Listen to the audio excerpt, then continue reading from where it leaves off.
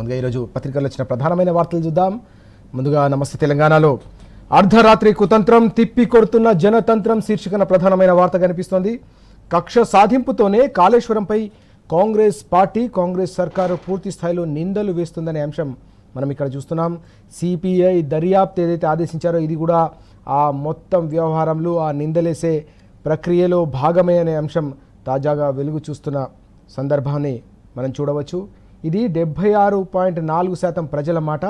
నమస్తే తెలంగాణ సర్వేలో కుండబద్దలు అంటూ నమస్తే తెలంగాణ నిర్వహించిన కీలకమైన సర్వేలో ప్రజల అభిమతం, తెలంగాణ ప్రజల గొంతుక ఏ విధంగా ఉందో, ప్రస్తుతం రాష్ట్రంలో నడుస్తున్న ప్రతీకార రాజకీయాలు, బీఆర్ఎస్ పార్టీపై బురద జల్లే ప్రయత్నాలు, కాళేశ్వరాన్ని ఏదో రకంగా పూర్తిగా పాతరేసి తెలంగాణ రైతు గొంతు కోయాలనే ప్రయత్నాలు ఏవైతే జరుగుతున్నాయో వాటిపై నమస్తే తెలంగాణ నిర్వహించిన సర్వేలో తెలంగాణ ప్రజలు 76.4% ప్రజల అభిమతాన్ని మనం చూస్తూ ఉన్నాం. కాళేశ్వరం ప్రాజెక్టును నిర్మించడం సరైనదేనా అనే ప్రశ్నకు మనం చూస్తున్నాం. పూర్తి స్థాయిలో 86.28% మంది ప్రజలు ఇది పూర్తి స్థాయిలో తప్పకుండా నిర్మించాల్సిన ప్రాజెక్ట్ అని తమ అభిప్రాయాన్ని వెల్లడించిన సందర్భం మనకు కనిపిస్తూ ఉంది.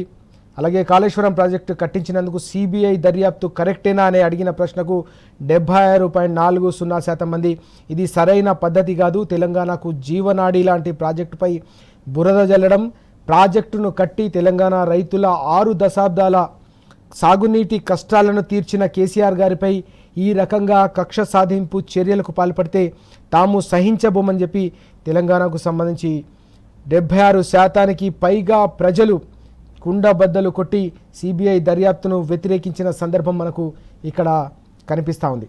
దీనికి తోడుగా అనేక కీలకమైన అంశాలు కూడా మనకు చూస్తూ ఉన్నాం.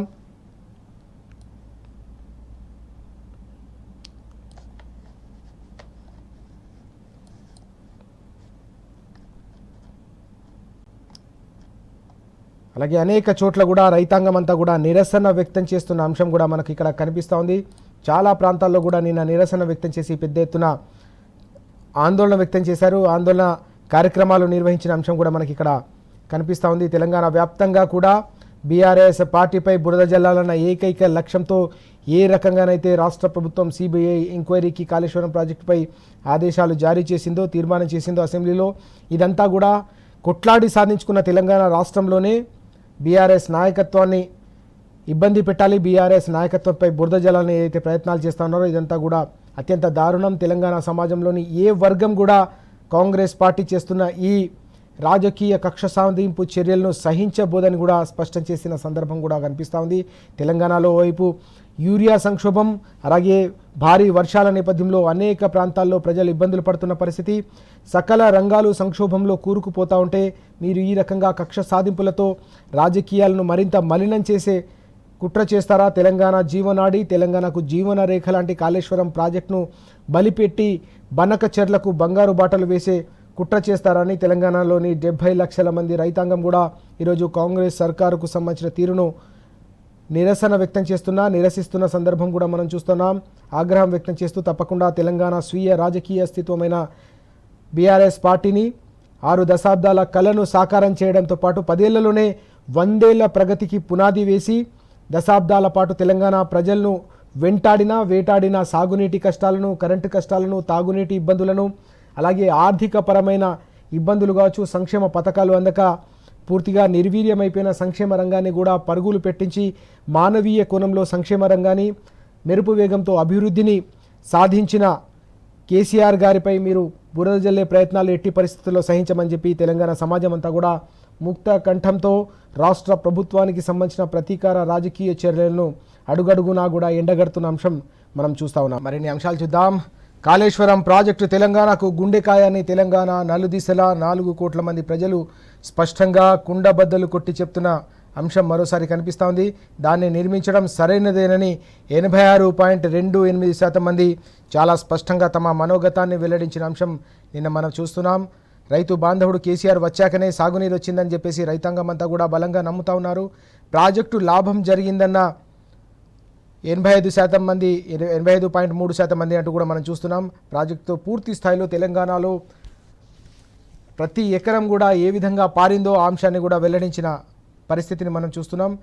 తిరిగి వినియోగంలోకి తీసుకురావాల్సిందే అని చెప్పేసి కూడా 83% మంది కూడా ప్రభుత్వంని నిలదీసిన అంశం కూడా కనిపిస్తూ ఉంది. బనకచర్లను అడ్డుకోగలిగేది బీఆర్ఎస్ మాత్రమే అని కూడా ఈ సందర్భంగా ప్రజలు స్పష్టం చేశారు.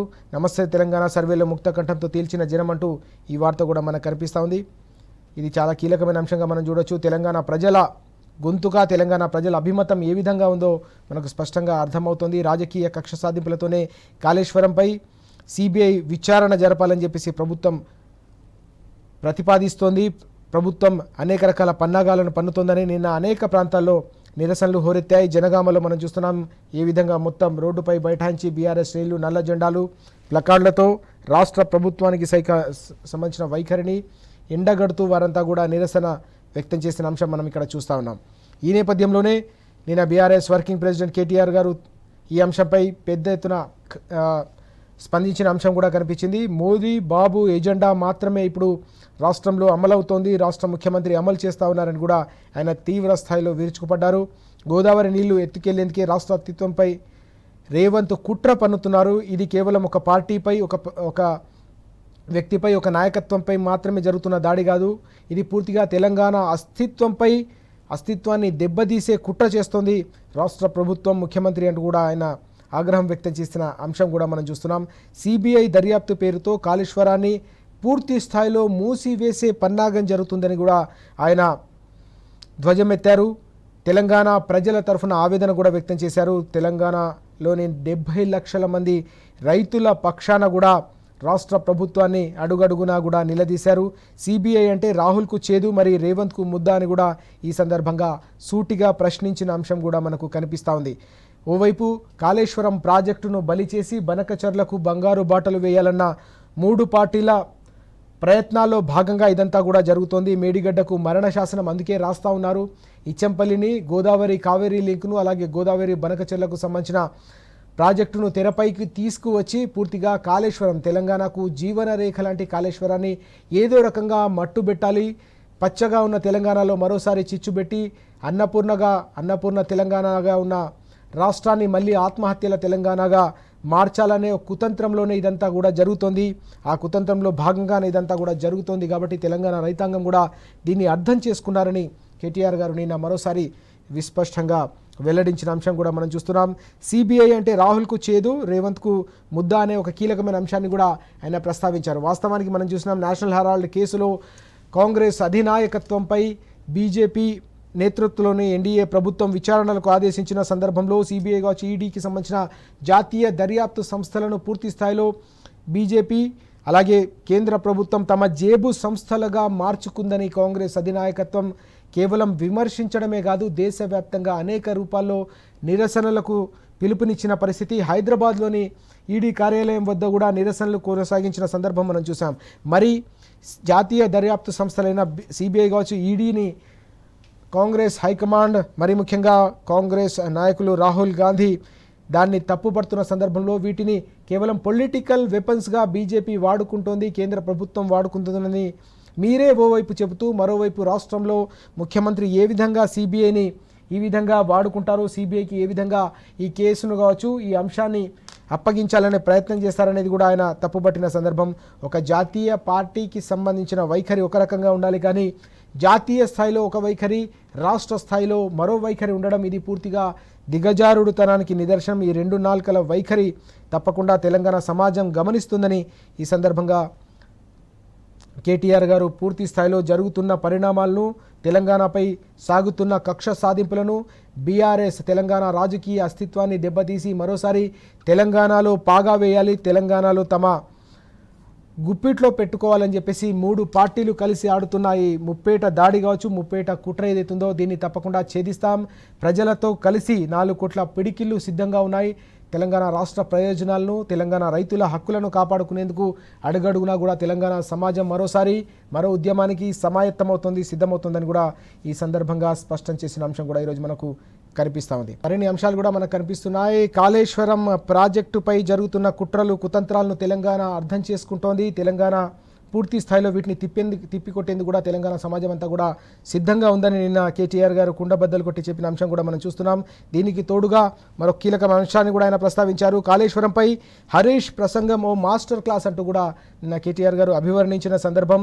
ఓవైపు రాష్ట్ర ప్రభుత్వం ముఖ్యమంత్రి మంత్రులు ముప్పేట దాడి చేస్తున్నా కూడా కాళేశ్వరం ప్రాజెక్టు గొప్పతనాన్ని, కేసీఆర్ గారి సారథ్యంలో తెలంగాణలో రైతుల సాగునీటి కష్టాలను పూర్తి స్థాయిలో 6 దశాబ్దాల సాగునీటి తన్లాటను తీర్చేందుకు ఏ విధంగా కాళేశ్వరం ప్రాజెక్టు రూపకల్పన చేయడంతో పాటు దాని ఫలితాలను కూడా అనతి కాలంలోనే తెలంగాణ సమాజానికి, తెలంగాణ రైతాంగానికి అందించి తెలంగాణ రాష్ట్రాన్ని పంజాబ్నే తలదన్నే స్థాయిలో తీర్చిదిద్ది దేశానికే అన్నం పెట్టే అన్నపూర్ణగా తెలంగాణను ఏ విధంగా తీర్చిదిద్దారో కేసీఆర్ గారు అంశాన్ని రాష్ట్ర అత్యున్నత చట్టసభ అయిన అసెంబ్లీ వేదికగా, సర్వోన్నత చట్టసభ అయిన అసెంబ్లీ వేదికగా ఏ విధంగా హరీష్ రావు గారు ప్రసంగించారో ఆ అంశానికి సంబంధించి కేటీఆర్ గారు మాట్లాడుతూ ఓ మాస్టర్ క్లాస్, పూర్తిగా ఇదంతా కూడా ఒక మాస్టర్ క్లాస్లా కొనసాగింది.